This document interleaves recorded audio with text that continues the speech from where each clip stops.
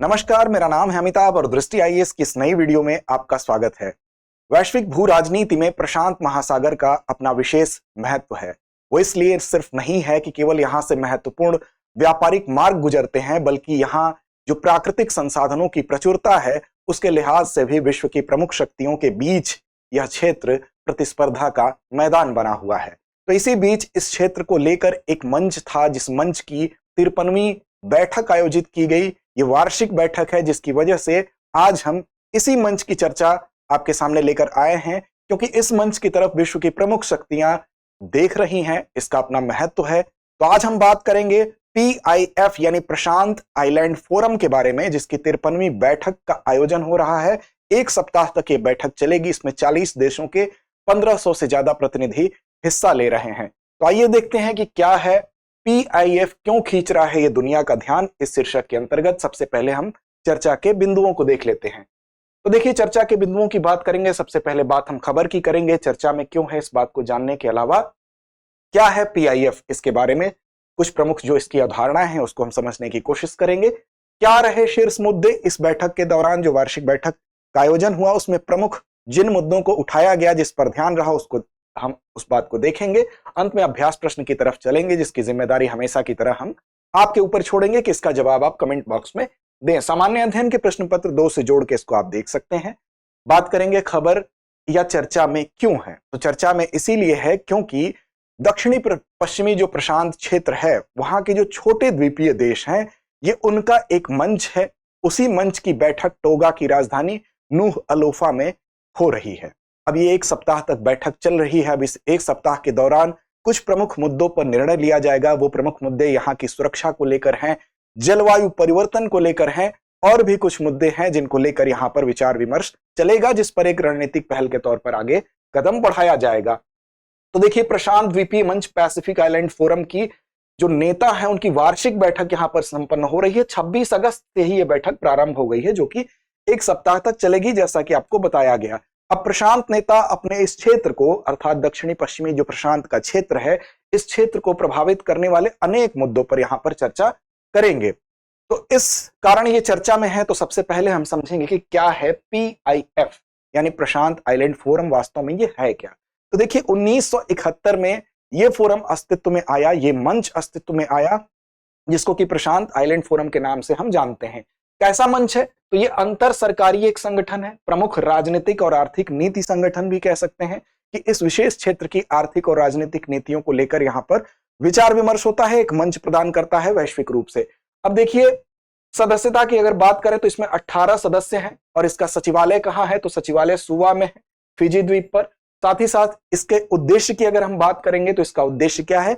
उद्देश्य यही है कि इस क्षेत्र विशेष में, दक्षिणी प्रशांत महासागर का जो क्षेत्र है दक्षिणी पश्चिमी, उस क्षेत्र में आर्थिक विकास कैसे बेहतर हो, राजनीतिक शासन कैसे बेहतर हो, क्षेत्रीय सहयोग को कैसे बढ़ावा दिया जा सके, इन सभी पक्षों को मजबूत करना ही इसका उद्देश्य है। इसके संवाद भागीदार की अगर बात करें तो उसमें भी विश्व के 18 देशों के प्रतिनिधि हैं, जिनमें कि अमेरिका, चीन और भारत जैसे प्रमुख राष्ट्र भी सम्मिलित हैं। साथ साथ यूरोपीय संघ के सदस्य भी इसमें शामिल हैं। तो PIF जैसा कि आपने जाना, अब इसको मैप में देख लीजिए। तो देखिए, ऑस्ट्रेलिया यहाँ पर, ऑस्ट्रेलिया के ऊपर आप देख सकते हैं, यहाँ पर दक्षिणी पश्चिमी प्रशांत महासागर का जो एरिया है, छोटे छोटे आपको जो ढेर सारे द्वीप दिखाई दे रहे हैं, द्वीपीय राष्ट्र दिखाई दे रहे हैं, इन्हीं का ये मंच है, जिसके अंतर्गत ऑस्ट्रेलिया, कुक द्वीप समूह, माइक्रोनेशिया, संघीय राज्य Fiji, French Polynesia, Kiribati, Nassau, New Caledonia, New Zealand, New Palau, Papua New Guinea, Marshall द्वीप गणराज्य, समोआ, सोलोमन द्वीप, टोंगा, तुवालू और वनुआतू, ये 18 इसके सदस्य हैं,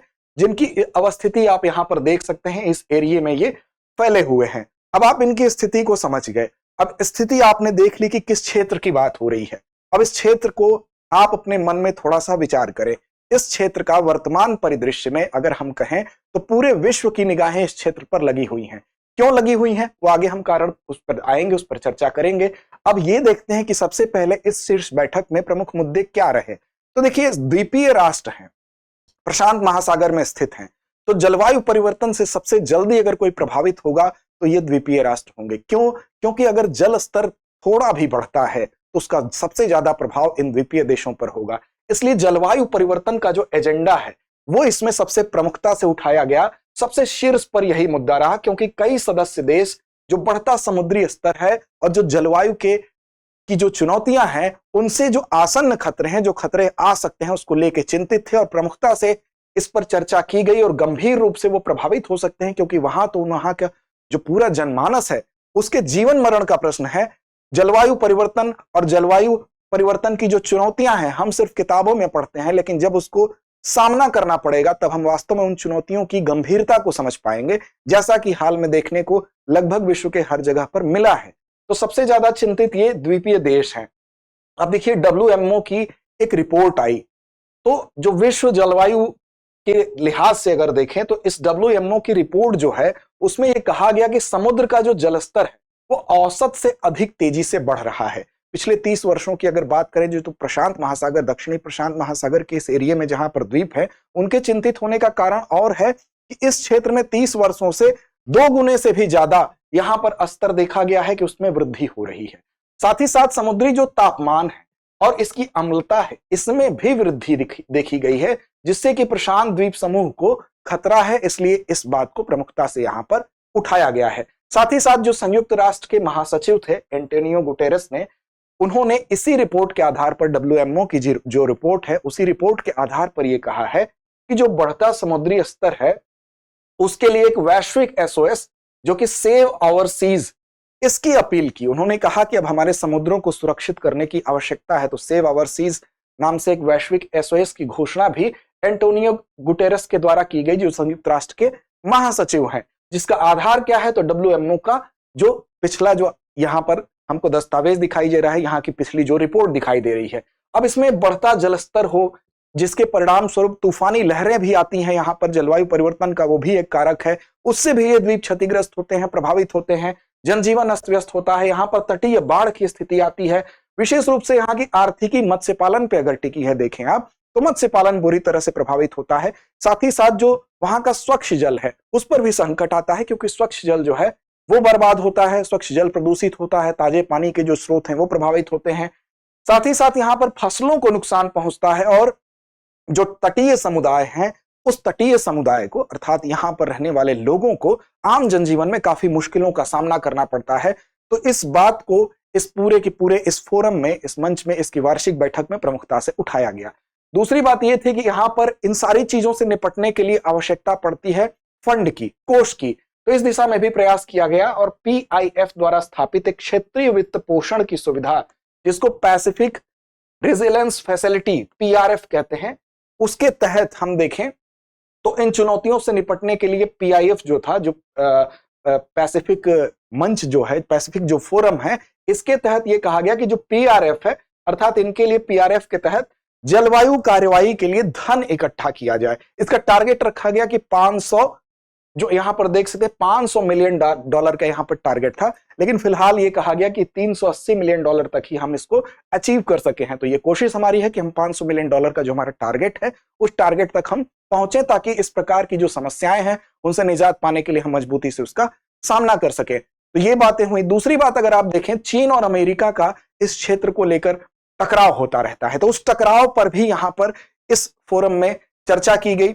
प्रशांत आइलैंड फोरम में काफी मजबूती से चीन और अमेरिका का इस क्षेत्र में अपनी पकड़ मजबूत बनाने के लिए लेकर होने वाले टकरावों पर काफी जोर दिया गया। दूसरा जो प्रमुख मुद्दा था वो ये था, आप देख सकते हैं कि यहां पर ऑस्ट्रेलिया के ऊपर यहां पर अगर देखेंगे तो यहां पर इस क्षेत्र में चीन हमेशा अपना दबदबा बनाने की कोशिश करता है, जो कि एक उभरती हुई शक्ति है और पहले से स्थापित शक्ति के रूप में आप जानते हैं कि अमेरिका का यहां पर पहले से ही दबदबा है। अब अमेरिका अपने एकाधिकार को यहां से हटने नहीं देना चाहता है। सोलोमन द्वीप के साथ आप देखेंगे हाल ही में चीन ने क्या किया है, अपनी सुरक्षा और पुलिसिंग समझौते पर हस्ताक्षर किया है। अब इस क्षेत्र में सोलोमन द्वीप पर अगर उसने इस समझौते पर हस्ताक्षर किया तो इससे अमेरिका का चिंतित होना स्वाभाविक है, क्योंकि अमेरिका नहीं चाहता है कि इस क्षेत्र में चीन का दबदबा बढ़े, जिससे कि अब देखिए ऑस्ट्रेलिया और अमेरिका में खतरे की घंटी बज गई। मतलब इस चीज से ऑस्ट्रेलिया भी चिंतित हुआ, अमेरिका का चिंतित होना तो स्वाभाविक है। अब क्यों आखिर इस क्षेत्र में चीन और अमेरिका दोनों आना चाहते हैं?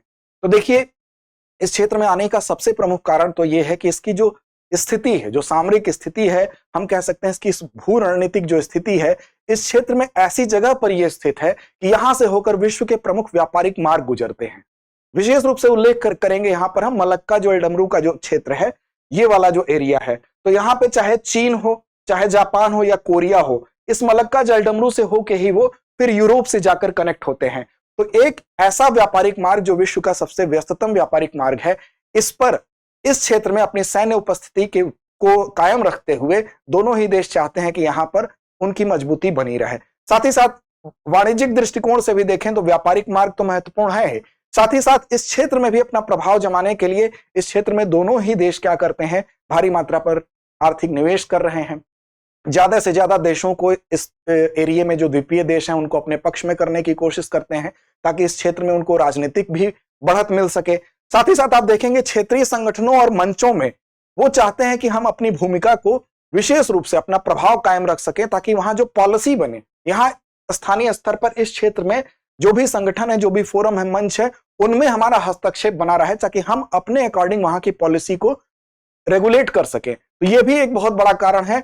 साथ ही आप देखेंगे कि क्षेत्रीय नीति में निर्माण में कैसे अधिक प्रभाव अपना रखा जाए, इसके लिए एक उभरती हुई शक्ति और एक पहले से स्थापित शक्ति अर्थात अमेरिका और चीन दोनों के बीच में यहां पर लेकर दोनों के बीच में यहां प्रतिस्पर्धा देखी जाती है, तनाव देखा जाता है, जिसको लेकर यहां के जो संगठन, जो फोरम के देश थे, उनका यह कहना है कि इनके आपसी टकराव की वजह से हमारे क्षेत्रीय हित प्रभावित होते हैं। तो इस बात को लेकर भी चर्चा की गई कि हमारे क्षेत्रीय हितों को ऊपर रखा जाए, उनको वरीयता दी जाए।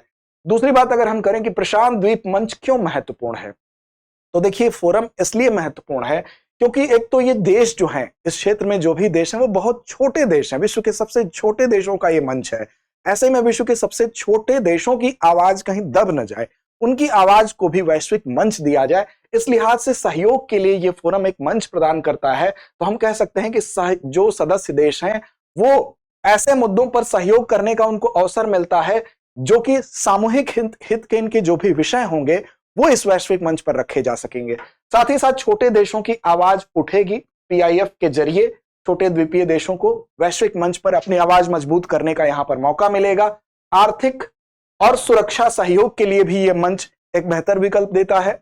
इस मंच के माध्यम से आर्थिक सुरक्षा और मामलों में सहयोग को बढ़ावा दिया जाता है। साथ ही साथ जो दीर्घकालिक स्थिरता है कि प्रशांत क्षेत्र की दीर्घकालिक स्थिरता कैसे बनाई रखी जा सकती है, साथ ही साथ सुरक्षा कैसे इस क्षेत्र में सुनिश्चित की जा सकती है।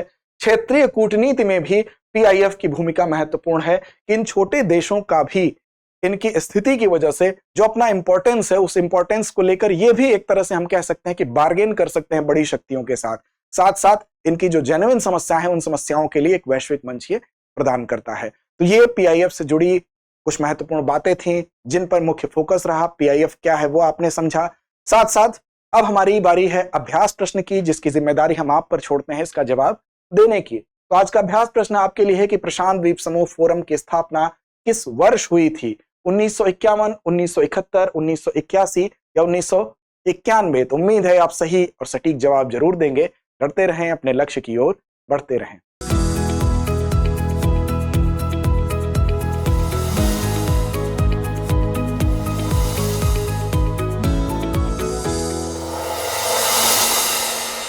डियर व्यूअर्स, अपने एग्जाम की तैयारी को और बेहतर करने के लिए हमारे चैनल को लाइक, शेयर और सब्सक्राइब करना न भूलें।